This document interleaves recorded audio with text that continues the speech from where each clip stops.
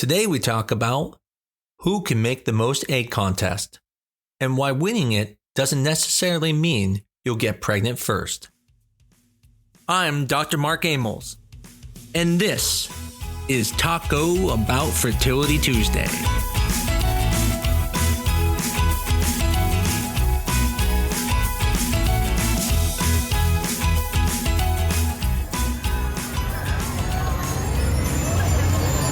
Step on up. See who can win the most egg contest. You right there. Do you think you can make lots of eggs? Who's the next Easter bunny? The winner gets a big baby. Okay, this is probably not going to shock you, but there really isn't a who can make the most egg contest. I know, shocking. You thought it was real. But although there is not such a thing as the who can make the most egg contest, what's interesting is it's something we worry about. And in today's podcast, what I really want to talk about is ovarian reserve versus pregnancy. We think of them as completely attached to each other, but they're not.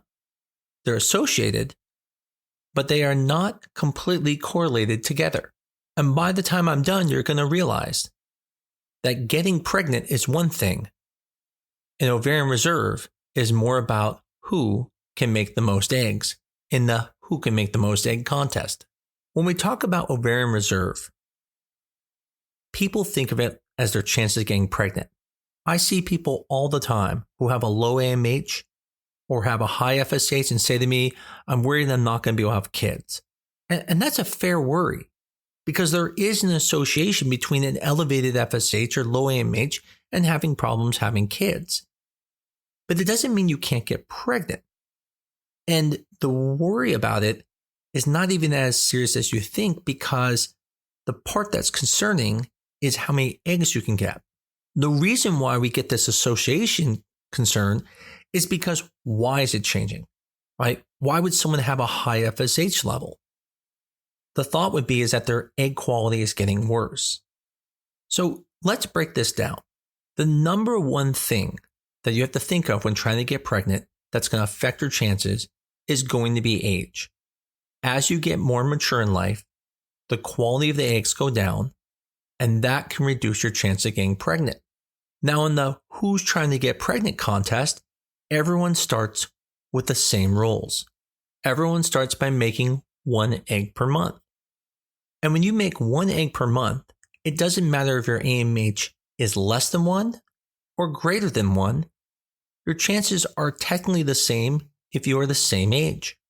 Now, clearly, if someone is 44, their chances are going to be lower than someone who's 28, but it's not because of the AMH level. It's because of the fact that they are more mature. And as they are more mature, they're going to have a harder time getting pregnant because more of the eggs are going to be genetically abnormal.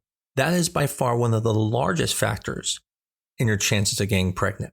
You can actually have a very high AMH, but if you are 44, your chances of getting pregnant per egg are still lower. I think a great example to help explain this will come down to my wife and I. When we went to go have kids, I have bad sperm. When I say bad, it's bad. Now, why this is important is if you looked at my wife's ovarian reserve, you would have said, wow, she has issues. Her FSH was elevated above 12. Her AMH was very low. Her antral follicle count was that about between 3 and 5. But the interesting thing is, if my sperm was good, then we would probably be able to have kids with no problem. Because in the contest of making a baby, you only need to make 1 egg per month. And so that ovarian reserve had no impact because she was still young and she could still make 1 egg per month. But unfortunately, she married me, and unfortunately, I had an issue. And so when it comes to then IVF, now the ovarian reserve becomes an issue.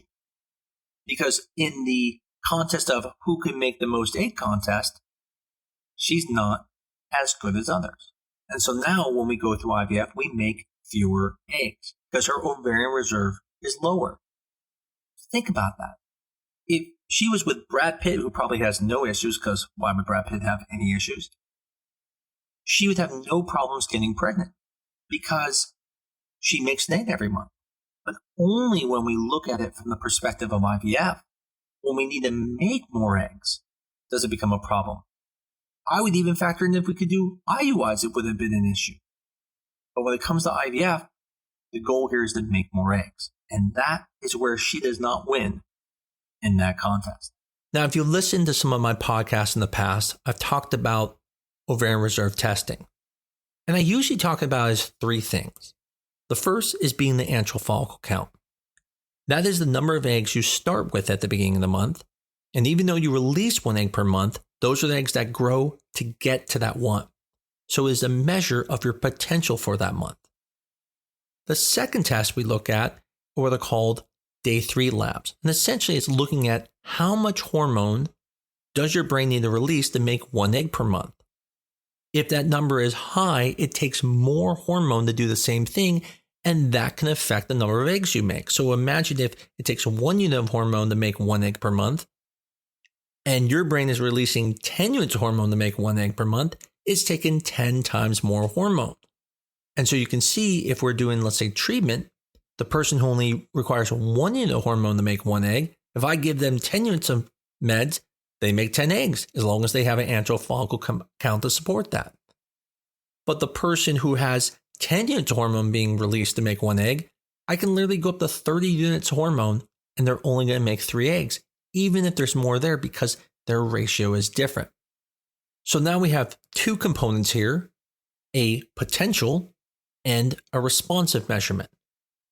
If you only have 4 follicles in your antral follicle count, but you have that great FSH estrogen level showing great hypothalamic pituitary ovarian axis, you still can only make 4 eggs because that's your potential. So you can see how these both can affect each other. Someone with a very high antral follicle count, but with a very high FSH level will still make fewer eggs. Someone who has a very low FSH level, who is very responsive, but has a low antral follicle count, is also going to make less eggs. Now there's another hormone called anti-Müllerian hormone. And that one is more of a measure of how long you have, meaning it does correlate pretty well with antral follicle count. Those who have lower MH usually have lower antral follicles, but it's not perfect. It's more of a measure to figure out, is this person's decline going to keep occurring? So for example, if I see someone who's 28 with a little bit of a high FSH at 12, but at AMH of let's say 2, then in that situation, I'm thinking, yeah, she does have some poor responsiveness to her hormones, but it looks like she's not going to be any concern of going to like menopause early. Now, in another situation, if I see someone who's 28 with an FSH of 12 or 13, but their AMH is 0.5, I'm much more concerned because now I know not only is there going to be more trouble to win the who can make the most egg contest, but that we don't even have as much time to do it, and that we can't just wait 2 or 3 years like you normally could with people. Now, in the past, I did say there was only 3, but I technically would say there's a 4th factor. But that 4th factor isn't something we can measure. It's really age.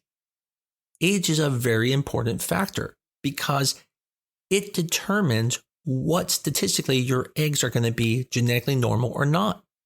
When you're under 35, more than 60% of your eggs are genetically normal. But from that point, it starts to decline.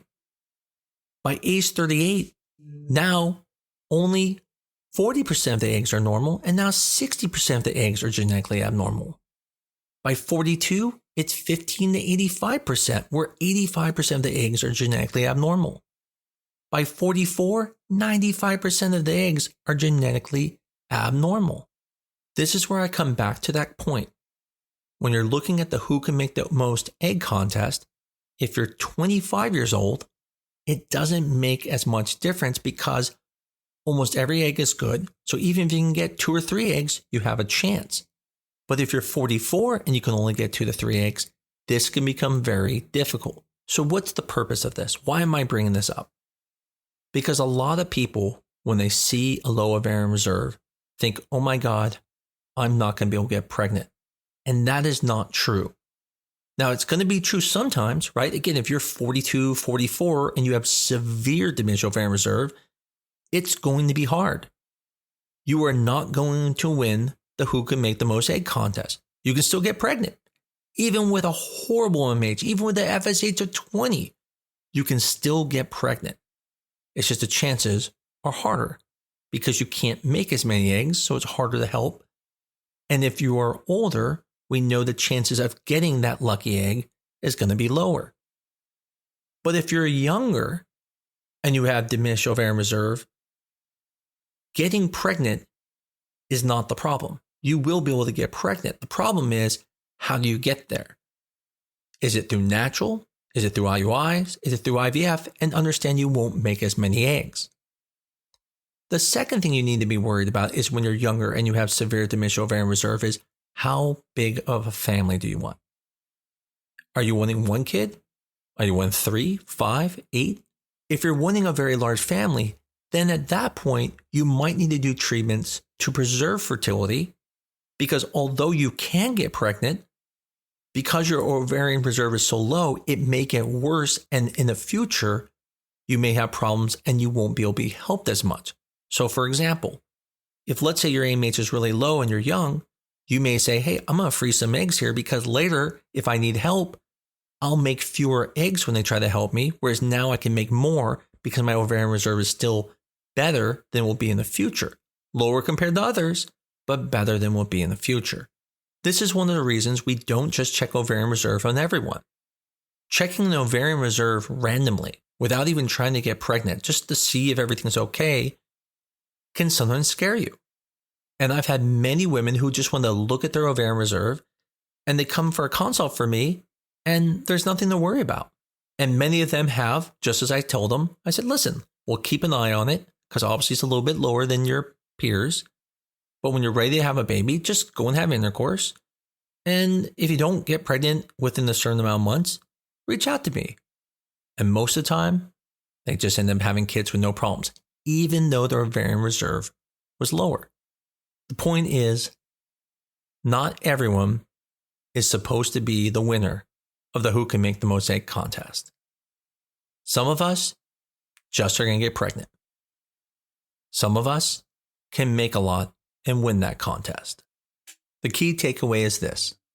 Low ovarian reserve tells us you might not do as well in the egg contest, but it doesn't mean you can't still get pregnant. And it certainly doesn't mean you have no chance. It just means we might need to adjust our strategy a little bit. I've seen AMH levels that are almost non-existent and have got people pregnant. I've seen FSH levels in the high 20s, even low 30s, and have got people pregnant. You have to take the whole picture, and that's what you have to look at. My biggest fear is never the ovarian reserve, it's age, because that's the one thing I can't change. But if you are someone who unfortunately has that age factor in ovarian reserve, but has a very good ovarian reserve, you might be able to overcome the age factor by making more eggs. Hopefully this episode was helpful to you.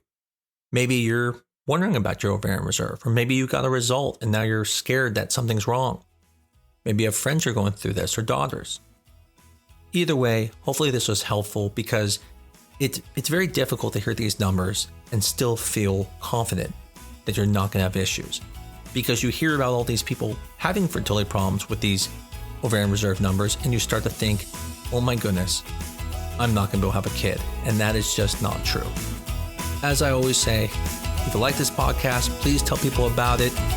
Give us a 5-star review on your favorite medium. But most of all, make sure you keep coming back to Taco Bout Fertility Tuesday.